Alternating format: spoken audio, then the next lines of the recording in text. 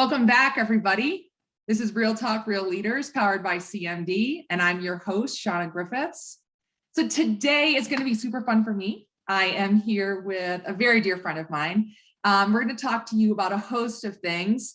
So it's a little bit of a reminder, if you don't already know it, take the call. That's the first thing I'll say. Also, it's a bit of a reminder about having people around you that believe in you, sometimes more than you're even able to believe in yourself.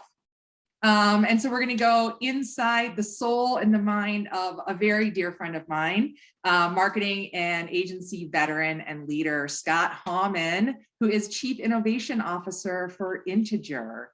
So Scott, thank you so much for joining us. I finally got you on here. Shauna, it's a pleasure to be here. I love your series. I try to tune in every time you publish something new. Just grateful to be sharing a screen with you.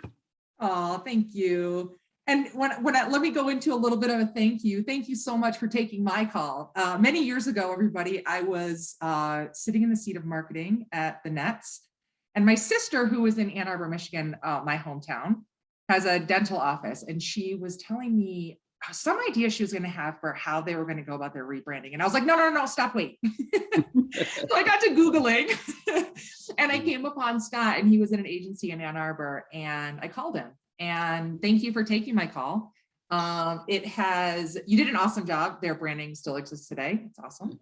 And our friendship has just absolutely cheesy blossomed. You have truly become one of my best friends and confidants. And, just your help. And this is what I say about, sometimes you believed in me more than I believed in myself. Even some hard times like I went through in the past year or so, 2 years, you were amazing support. And so thank you. So for everybody, take the call. And have amazing people around you who can, like I said, believe in you a little bit more at times than you can believe in yourself. So it's enough of me rambling, but just wanted to make sure to kind of open it with some of that important stuff. And so Scott, tell us, that day I called you in Ann Arbor, that was not your first job. So give us an idea of the evolution of your career, and how do you come to have the seat that you have today at Integer? It's a great question. It has been an unconventional path of sorts. The roots of my college education were in cartography and map making. But I realized early on that the storytelling aspect of maps and map making was really my true interest. And I just sort of pushed myself into the world of marketing. And as you know, with everything in life, it is a combination of toil, risk-taking, and luck that has sort of guided my career. I came to Integer at an interesting inflection point in my life, really. Years prior, I had co-founded and built a successful innovation development firm called New Foundry in Ann Arbor with some great partners. And in the spring of my third year there, my mother passed away with cancer. And so at that same time, my firm was sort of evolving into a successful software engineering house.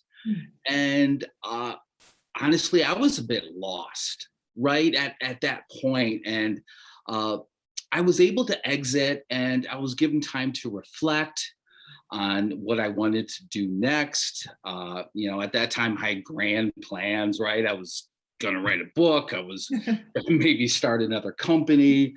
And then when out of the blue, I was recruited by this agency called Integer in Dallas, which I really didn't have any idea about or anything. And it was interesting. They called me because they were in a bit of a crisis mode.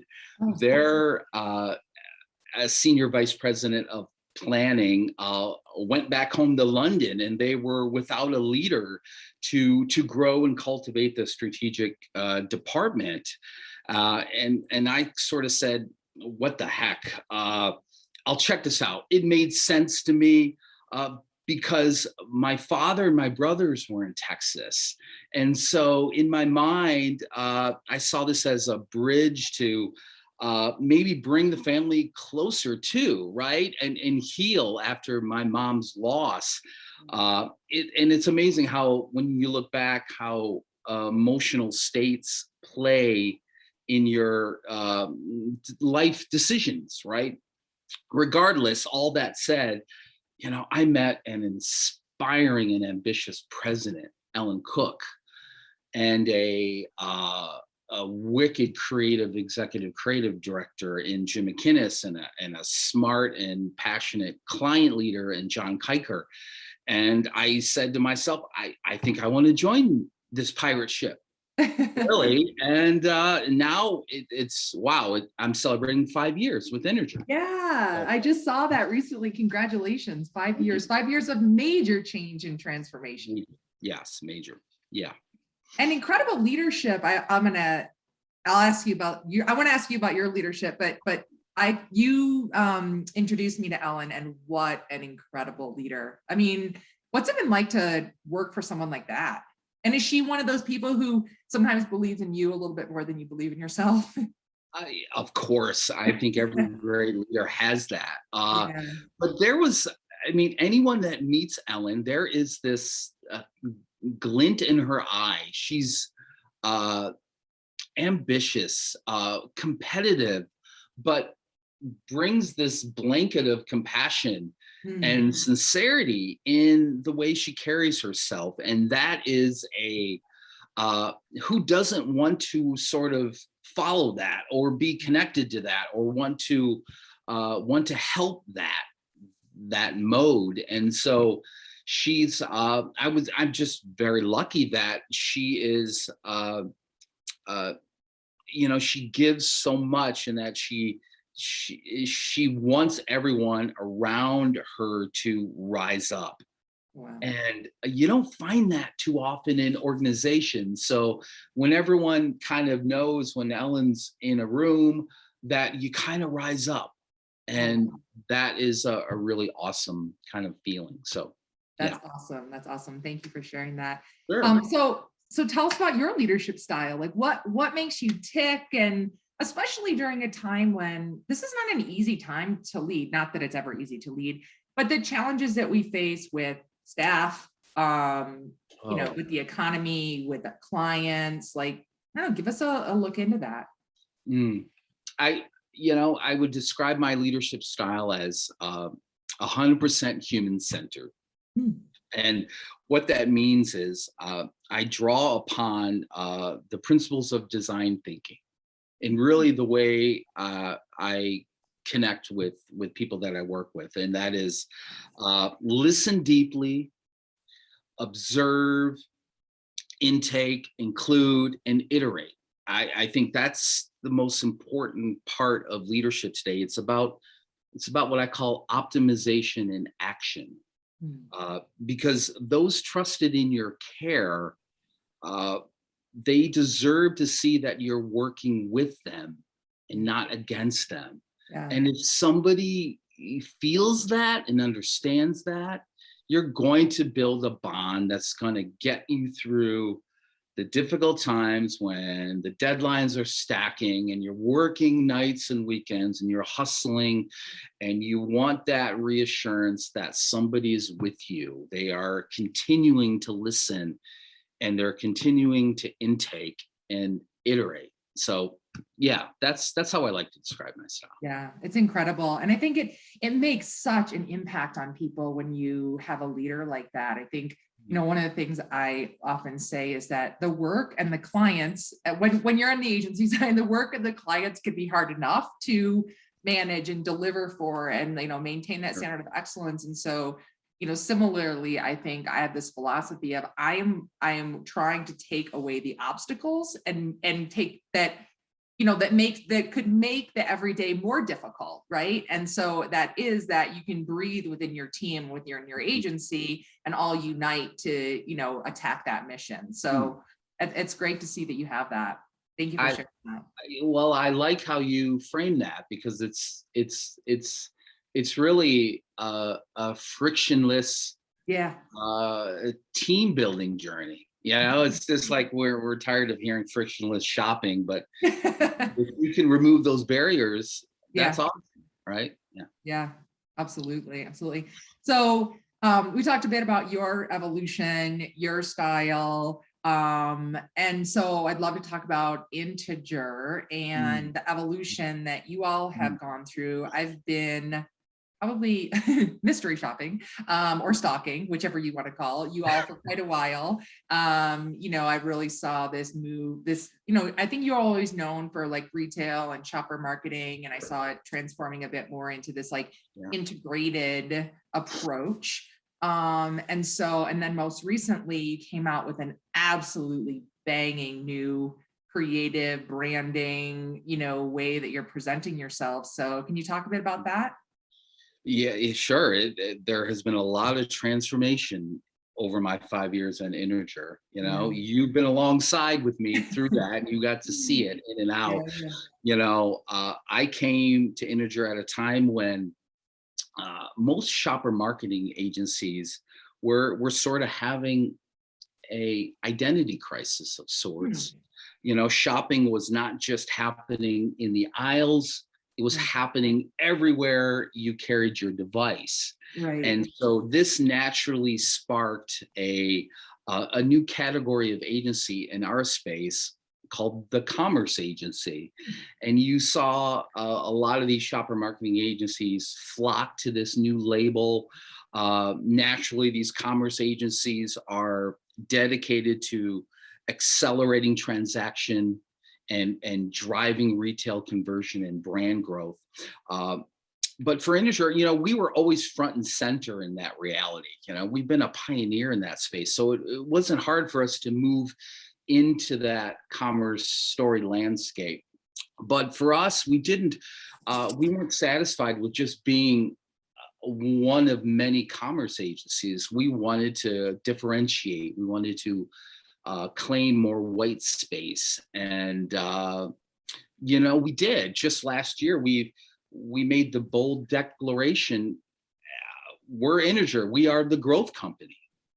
And that's a bold statement, but it signaled that we were evolving into a real human-centered agency, dedicated to helping clients achieve their growth ambition. And it was born out of uh, Ellen Cook's vision. Ellen Cook, who's now the CEO, uh, uh, it was born from that purpose of we exist to help brands succeed, communities prosper, and people thrive. Yeah. So you think about that.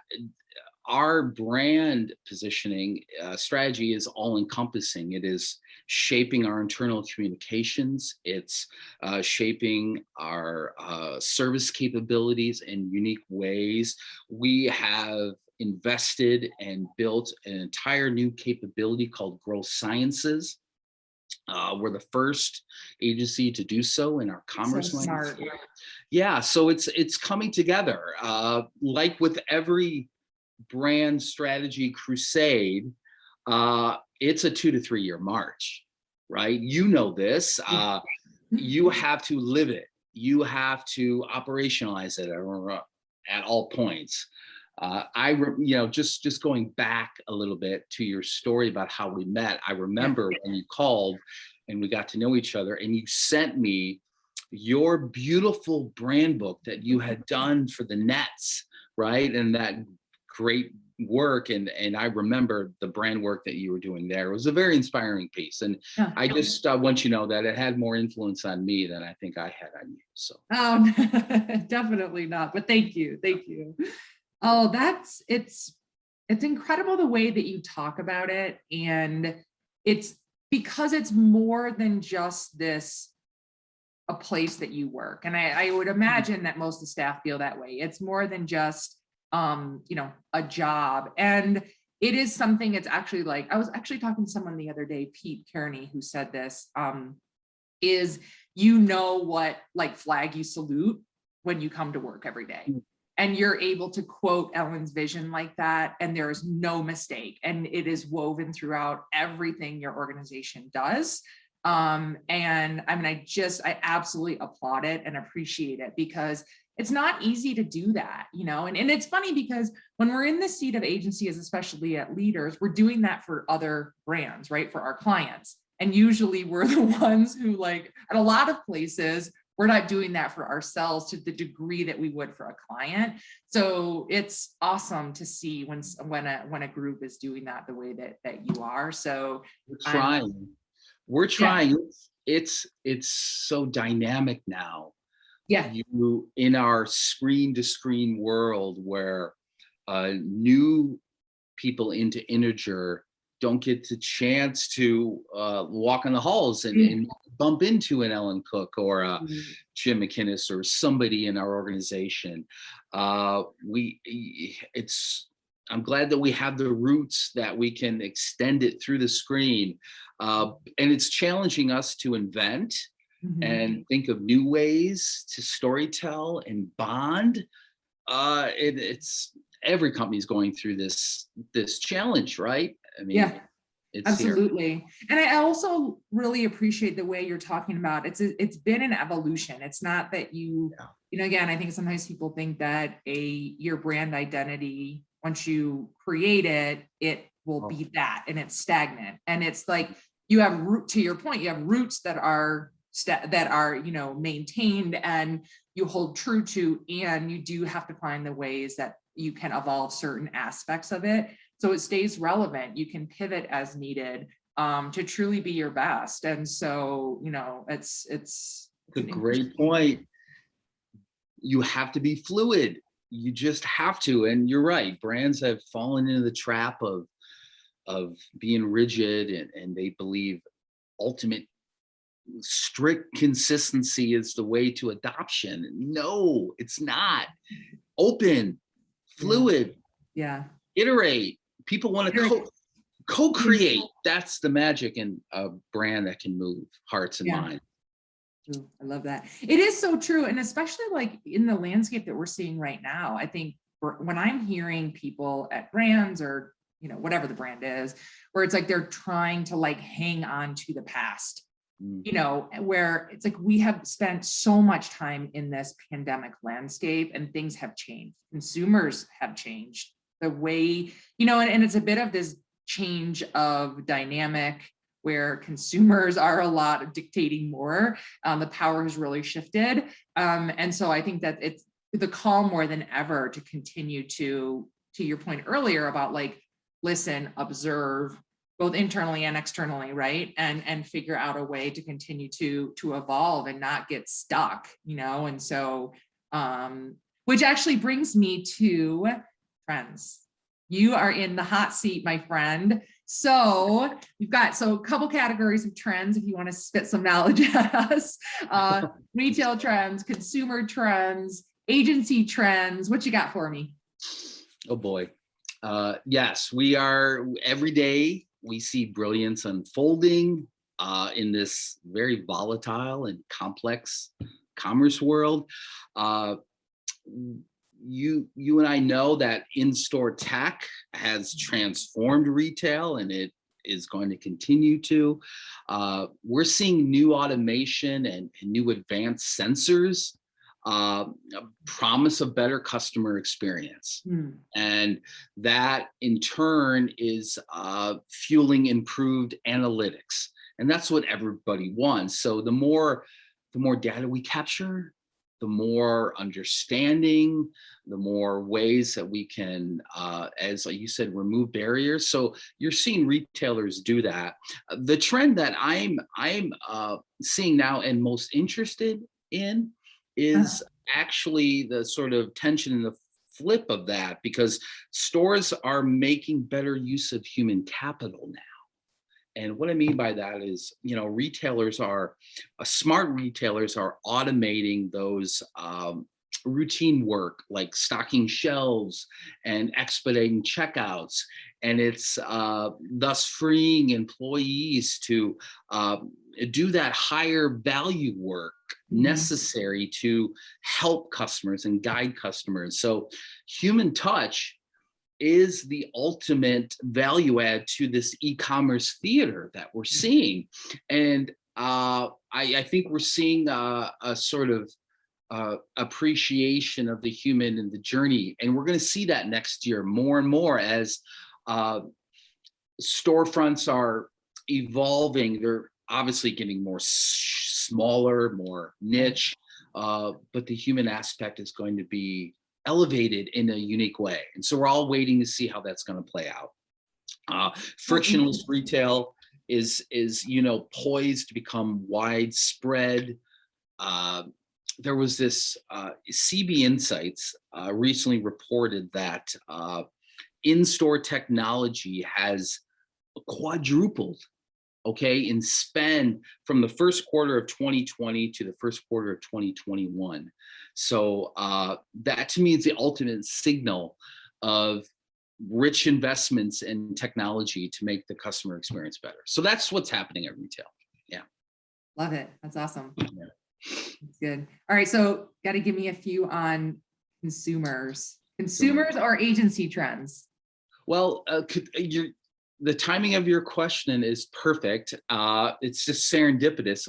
Literally today, we are publishing the 4th edition of our Next Normal series. I love this series that you do. It's so yeah. good. And so people can go to shopperculture.com and they can download it. Okay. And our strategists have done a wonderful job of capturing various consumer behaviors and signals from what we call COVID-driven commerce. And they've identified themes that in 4 buckets. If I can remember this, hold on. Security blankets is one theme, and you can learn about the ins and outs of the consumer behavior there. The evolving connections, how connections are now even more essential than what they were. We're just connecting in different ways. We're a little more confident with AI and these sort of new multiverse channels, complete new landscape. We're looking at the conscientious economy is, front and center. Mm-hmm. And there's this behavior of what's called reflective shopping, which is happening. We're craving more emotional journeys now, and we're seeing that unfold. So I encourage you and your audiences to check out that piece. And it's packed. Absolutely. We'll be sure to share it when we release this. Yeah. So, this is so good. So we have gotten the inside scoop from Scott on so many things. And so one last thing is the personal side of Scott is a lot driven by music and vibes, energy. So we nerd out about all things marketing, agency, and energy oftentimes. So Scott, give us an idea of what's in your playlist. Wow. I knew you'd touch on music somewhere along this trail. So anything from composer Max Richter. I'm getting into soundtracks. I love anthemic kinds of moving pieces. Of course, I have to have a lot of progressive rock and metal. I just need that throughout my day. So you'll always find Rush or Queensryche. You'll have some old school alternative. It's the Pixies or the Replacements. So yeah, those are the Tupac or Biggie. Come on. Of course I do. Yes, some Eric B. and Rakim and some old school, anything with a deep bass line. It's funny. I've been obsessed lately for the last week and a half. I play the bass guitar, so I've been grooving to David Bowie's China Girl, which is one of the best bass lines. So it's a great bass composition. So that's what I'm into. That's awesome. Well, thank you so much for coming here and sharing and for your presence in my life and the impact that you continue to have on me. So thank you, everybody. Have an awesome day. Bye.